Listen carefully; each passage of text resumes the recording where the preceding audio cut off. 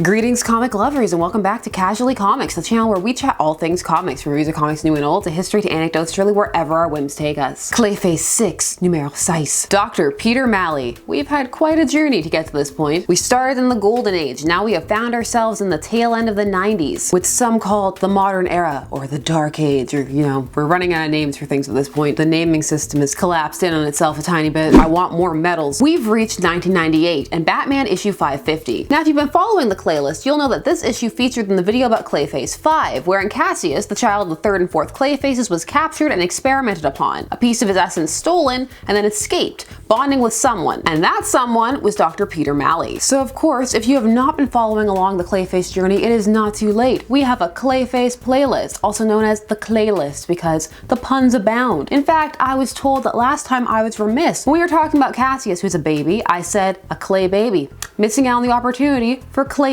which many of you let me know about. Deserved. So if you've missed any Clayface, card and link to the Claylist. It's about to get melty. But before we get started, I'm Sasha, and if you're enjoying this content, you know what to do. Hit that like button, hit the subscribe button. Join us in this comic book journey. Batman 550 is written by Doug Moench with art by Kelly Jones and J.H. Williams III. The cover features a monstrous dripping Clayface done in the classic yet updated Hagen style. So his form, but with a focus on the monstrousness and ooze that developed after Hagen had left the Silver Age. Clayface is huge, taking over the cover, even grabbing the Batman logo as Batman flees alongside a blonde woman who we will be introduced to in this issue. This is Agent Cameron Chase of the DEO, that's the Department of Extranormal Affairs. It is both her and that department's first appearance. In fact, this issue will serve as a bit of a backdoor pilot for that comic book series. This cover is pretty cool and it's definitely eye-grabbing. It tells you right on the cover what you're in for. Ooh, giant Clayface. So if you want it or not, you know. Chasing Clay opens with Dr. Malley being tasked with getting a sample off of the body of Clayface, the Clay child Cassius. A sample they achieve while causing their charge great pain. Peter Malley works for the DEO, and he is dictating his notes, which means we get to be regaled with the retelling of Clayface origins, all of them, again. He throws some serious shade at Carlo, says he hid behind his movie role as Clayface. Look how dramatic Carlo looks in this panel. Yes, embrace those Vincent Price vibes. As Malley speaks, we see that the sample he took off Cassius is growing bigger and bigger. Hey look, Hagen is using a $sign bag to steal his money. Way to go, Clayface 2. The best contribution to these backstories occurs in 3, where Malley dubs Preston's ability the Midas Melt. He does get some things wrong, like he says that Lady Clay was a woman who could withstand Preston's touch. That's not actually true. He still had to expend that excess energy and melt people or kill them before they could touch. It wasn't like she could just touch when no one else could. It wasn't that romantic. Only his mannequin wife Helena could do that. When you start looking at every single Clayface, you become a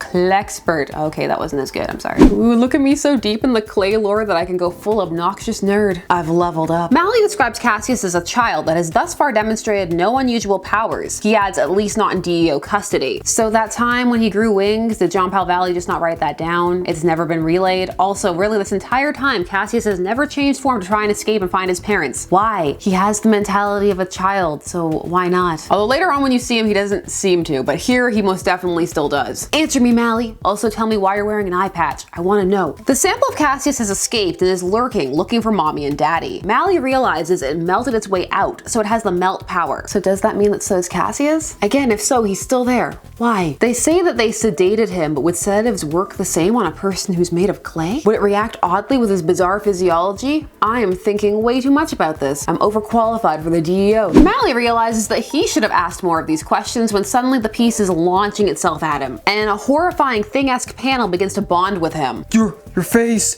like some kind of clay thing. That guard just opens fire, but the bullets just sink in, and Malley is able to melt the gun into his hand from a distance. Mommy, daddy, Cassius feels the piece leaving as it goes to seek out what he wants, which is mommy and daddy. Now a full-fledged clay being, Malley steals a car and heads for Gotham. At this point in the story, we enter more heavily into the introduction of the DEO and Agent Cameron Chase. This will be her first assignment as she's on her way to Gotham to visit her sister. We see the organization is kind of mysterious and a little shifty, and that Chase is new and seems a little wary of it herself. Malley, meanwhile, is getting closer and closer to Gotham, melting people and things along the way. I want Chase's sister's crop top. Also, she's a superhero fangirl who says things like, I mean, not that Clayface is a hunk like Superman, but... Terry, calm that thirst, girl. Car is empty. Make it go again. Batman is on the case and has figured it has to be a Clayface, but he says that Clayfaces 3 and 4 are both secure in Arkham. Wait, why is Sondra in Arkham? I mean, Preston, yes, he's snapped under the pressure of the pain and has been going around killing people, melting them, Midas melt. He does things like watch blank TVs and have a mannequin wife. But Sondra was essentially a soldier working for Cobra by choice. I don't think insecurity and potential body dysmorphia should land you in Arkham. Is that Arkham worthy? Again, later on when you see her in later stories, she's not there. She's being kept at Star Labs. Batman mentions that Cassius was placed with a welfare agency and then he lost track of him. Or rather, they lost track of him because all of this went down when Bruce Wayne was not Batman. John Paul Valley was. Oracle tells Batman that Cassius ended up with the DEO at their headquarters in New York. Working on the assumption it is the child, Batman figures he must be looking for his parents and his home. So he goes to stake out the cave where Preston and Sondra were living outside of Gotham, just trying to find happiness until the plot wouldn't let them. And there he meets Chase, who is staking out there too. She got her files about this from Bullock. This scene is here so that we can learn about Chase's attitude towards heroes. She doesn't like them. They're not gods. Who gave them the authority? We live in a society. She does say that society should decide and that she wants to hunt them all down. I have good reason to loathe everything you represent. You have no right to judge me. Ugh. Clunky. It's like the dialogue is the notes and what the dialogue should be about. For our Clayface journey, here we learn about what the DEO believes has happened to Malley, post him bonding with this piece of Cassius. His mind was affected as well as his body, making him think like a child. Then there's a new Clayface, a sixth one. We're calling the altered entity Claything. Batman throws out that if Claything is telekinetic, then maybe he's also telepathic with a link to the parents. Conclusions are just being leapt to. It's a good thing they all happen to be correct. Let's do it. Chase calls him Dark Ears. It doesn't matter, it just amuses me, so I thought I'd share it with the class. Claything lost my door, mommy. So Claything is telepathic and is able to communicate with Preston for some reason. Now it appears that this is a vestige from the 5th Clayface, who is a bit of a latent telepath because of the abilities that the 4th Clayface absorbed when she took over the form of Looker. Does that sound complicated? Claylist. Preston's contribution to this is asking to be let out so he can use the melt. Someone get Preston a tuna melt stat. Man, Arkham's gone downhill. Remember in Mudpack, Preston had a TV and a chair and a table and a mannequin wife? But before Claything can free his daddy, Batman arrives and tries to punch him. Batman, we're on the 6th Clayface. You should know better. He concludes from this one punch that the melt powers this Claything has are only telekinetic. Why? Preston doesn't burn things every time he touches something. Because if he recently melted someone, he wouldn't have had to, and this Claything has melted many people and things. You're losing your rep as a detective, Batman. Claything manages to melt a wall of Arkham. And it's a cell, Amygdala's cell. I'm here, son. Deeper. In the darkness. Batman is busy dealing with Amygdala, so Claything is making his way into Arkham, but Chase has finally arrived. It took her a bit because she has a normal car, and so she had to go at regular speeds, which is nowhere near as fast as the Batmobile. She also had to call her sister for directions. We see in this sequence that Chase has some kind of abilities of her own. It manifests first in her moving out of the way of Claything's melt, and she then turns it on Claything, who is about to melt Batman, and so it melts him instead. Mommy, Daddy, help me. Accident. Claything is melting.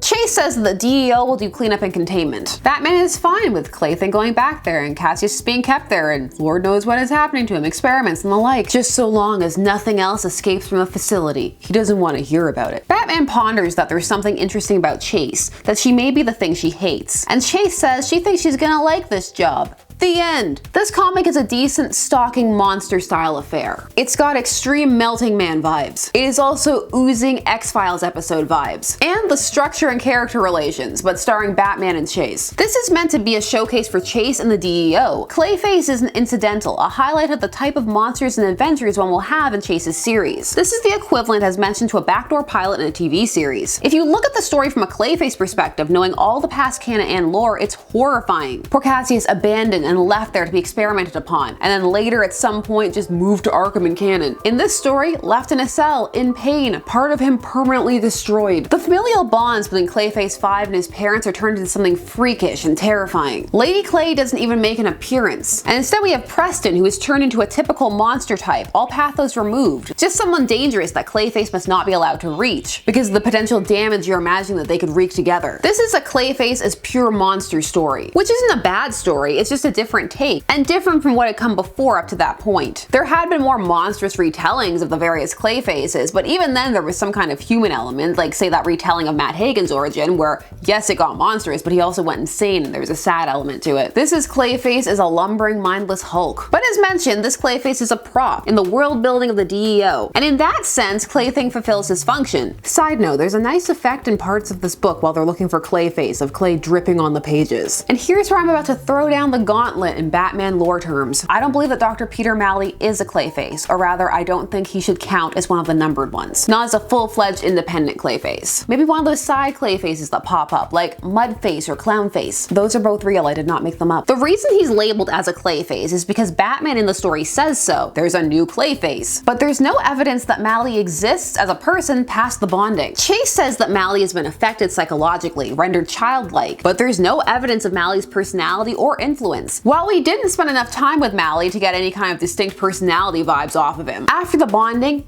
everything is Cassius. All the drive, all the motivations, everything is the fifth Clayface. It's not like Dr. Malley's trying to get back or trying to be cured or trying to do anything. You don't see anything of him past that point. The more childlike manner could also be attributed to Clayface 5, who wouldn't be all that old despite physical appearances, which could be accounted for because of the clay-like makeup of his body. You can see this because the piece that was taken off grew and expanded, so why not also the base form? Therefore, I propose that Malley died the instant that the piece of clay bonded with him, especially as you saw it bonded in the back, right at the base of like the brainstem. I say it burrowed into his body and his brain, and he was subsumed by the fifth Clayface. It's making him basically a reanimated corpse, a puppet to be moved around by Cassius. I would say there is no Malley Clayface, only the Claything, which is Cassius. So yeah, I don't think that Malley should get the number 6 moniker or spot. Fight me! This is such an important hill. He's barely even a character. He is opening scientist kill guy. But those are my thoughts, and I want to hear yours. Do you feel that Malley is a separate entity from Clayface 5, worthy of his own entry on the list of numbers? Did you like this stalking monster take on Clayface, or did it feel like something that's a bit of a one and done? Did this make you want to read more about Chase and the DEO? Because it was supposed to. Are you hyped for Clayface 7? And more. I want to hear it all. Leave it down below. And while you're down there, please do all the YouTube things. Like, share, comment, subscribe, and hit the bell notifications so that you never miss a vid. Thanks so much for taking some time out of your day to spend it discussing comics with me. I always appreciate it, and I will see you again soon. Bye-bye.